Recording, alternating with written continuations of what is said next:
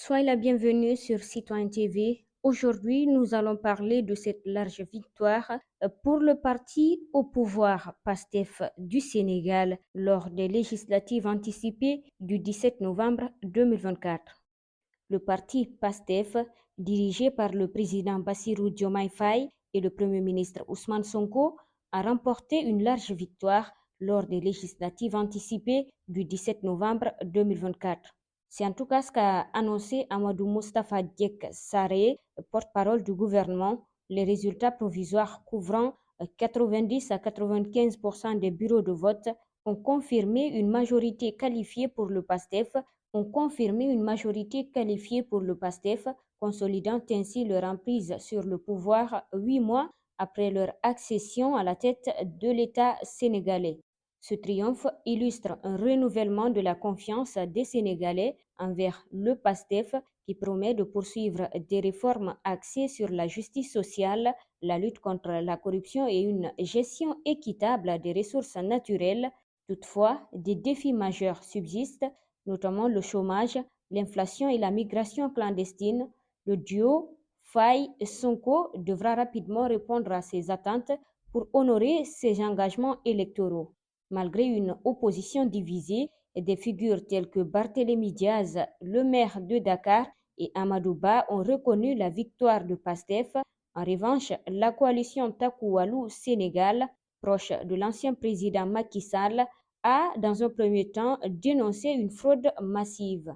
Mais néanmoins, quelques heures après, l'ancien président Macky Sall a reconnu la défaite de son camp et adressé ses félicitations au PASTEF. Je félicite la coalition PASTEF pour sa victoire aux législatives. Le peuple souverain s'est clairement exprimé, confirmant son attachement aux valeurs républicaines et à la démocratie, socle de notre cohésion sociale et de notre vivre ensemble. C'est ce qu'a écrit Macky Sall sur sa page officielle Facebook et X, anciennement Twitter, où il a remercié ses électeurs et rendu hommage au peuple sénégalais pour leur engagement civique. Quant au taux de participation faible, estimé à moins de 50% de la jeunesse à ces législatives, marque un recul par rapport à la présidentielle de 2024, 61,3%. Cependant, certains jeunes électeurs ont tenu à se mobiliser. Si on ne vote pas, on ne pourra pas après venir se morfondre de ce qui se passe dans la société sénégalaise. Avec cette victoire du PASTEF, le parti s'assure une majorité parlementaire, ouvrant la voie à l'adoption de réformes économiques et sociales ambitieuses. Bassirou Diomaye Faye, devenu le plus jeune président du Sénégal à 44 ans, avait dissous l'Assemblée en septembre 2024 pour contrer une opposition bloquant son programme. Ce succès électoral marque ainsi une étape clé pour son programme de gouvernance. Lors de son vote à Ziguinchor, Ousmane Sonko a lui insisté sur l'importance d'une démocratie apaisée. La démocratie n'a pas de place pour la violence. La journée électorale du 17 novembre 2024 s'est déroulée sans incident majeur, en contraste avec les tensions préélectorales. Cette victoire du PASTEF marque un tournant politique pour le Sénégal.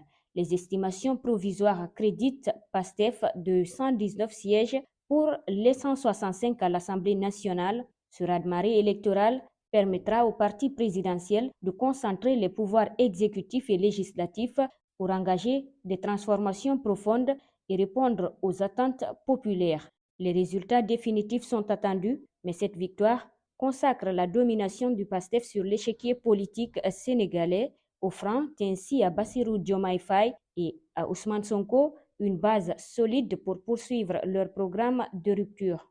Bien que Macky Sall ait félicité officiellement la victoire de PASTEF, cette déclaration pourrait signaler un retour au calme dans la coalition de l'ancien président ou, au contraire, masquer des tensions internes liées à la reconnaissance de la victoire du parti présidentiel.